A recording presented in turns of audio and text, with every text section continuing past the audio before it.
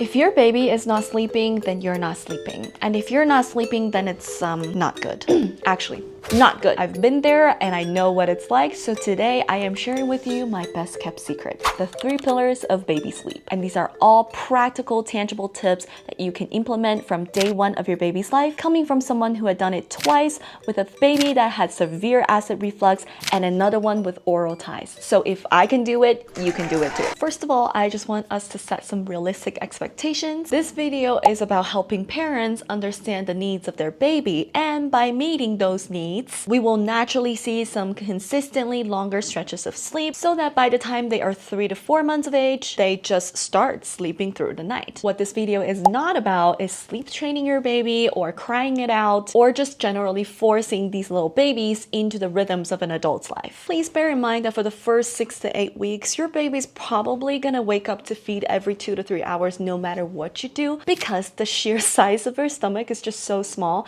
They can't take more milk at once, so they have to wake up more frequently to eat in order to keep up with their growth. And on that note, let's talk about the very first pillar, and that is all about feeding. A full tummy means more sleep. Feeding is essential to setting their circadian rhythm. You see, as adults, when you're dealing with jet lag, one of the longest lingering obstacles that stands in the way of you getting into the local time zone is how you wake up hungry at night. I have learned to eat a lot during daytime. It's the same with babies. The more milk they drink during the day, the less they will need at night. During the day, even if your baby is leaning on the sleepier side, don't just let them nap on. Wake them up every 2.5 to 3 hours to feed. For example, a feeding that starts at 10 a.m. should be followed by a feeding that is no later than 1 p.m. And if your baby wakes up earlier than that, go ahead and feed. No problem at all. But if they happen to be really sleepy and they tend to nap longer past the 3-hour mark, please wake them up and direct them to feed. Now, I just have to put a disclaimer here. Sleep could be reflective of deeper issues. So if there's anything that doesn't feel right, please check with your pediatrician if after implementing everything I talk about in this video, things are still not improving at all. It could potentially suggest any sort of oral tie or food sensitivities/allergies, which then shows up as sleep issues. The second pillar to baby sleep foundation is to build a cycle of eat,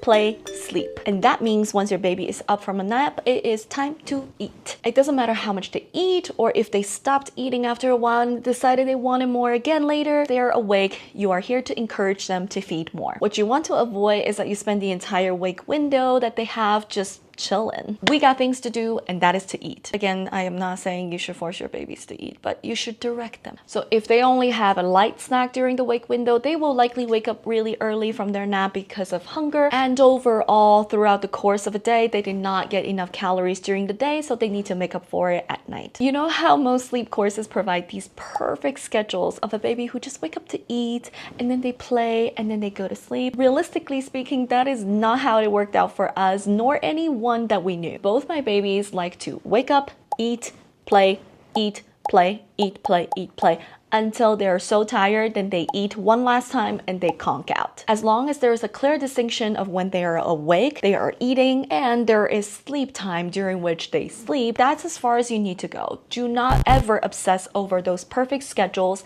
That is not how most human babies work. You should be very proud of yourself for having built that routine. Now that you understand the importance of feeding as well as the cycle of eat, play, sleep, none of them will be sustainable if you don't understand the concept of wake windows. Wake windows refer to the time that your baby should be awake for before they go down for a nap. It refers to the amount of time that will get them just tired enough to be ready for sleep but not overtired. And this window is going to lengthen over time as they get older. And that's the key to motherhood. The first year, everything is drastically shifting at all times. So if you are able to marry the first 2 pillars with the evolving change of wake windows, then you have nailed it. Here I am showing you a reference of what wake windows look like for a baby's first year of life. Please know that this is just for reference. It's a huge spectrum. Both my babies have always leaned on the shorter end of the spectrum, so you will probably just have to play with it a little bit to figure out what works best for your baby. So yeah, during the wake window, try your best to keep your baby awake. That could be doing a lot of FaceTime, showing them high contrast toys, or help them do tummy time, or taking them outside for a walk, which is is also amazing because fresh air and sun are also very good for setting their circadian rhythm. As their wake window lengthens, they could stay awake for longer and they are able to eat more, and they're going to graduate out of that every 2 to 3 hour window. For example, a 1-month-old baby could probably only tolerate 2.5 hour to 3 hour window, whereas a 3-month-old could tolerate a 3 to 4 hour window. As a result, that 1-month-old is going to need at least 8 to 10 feedings in a day, whereas that 3-month-old could use probably about 5 to 6 feedings in a 24-hour window. Some of the signs of your baby being tired enough are yawning, rubbing their eyes, or they start staring into the distant space. Fussiness, and with one of my babies, he gets a red cheek whenever he is ready to go to bed. So you will learn over time what your baby is trying to signal to you. Honestly, a lot of people talk about mom intuition. It's just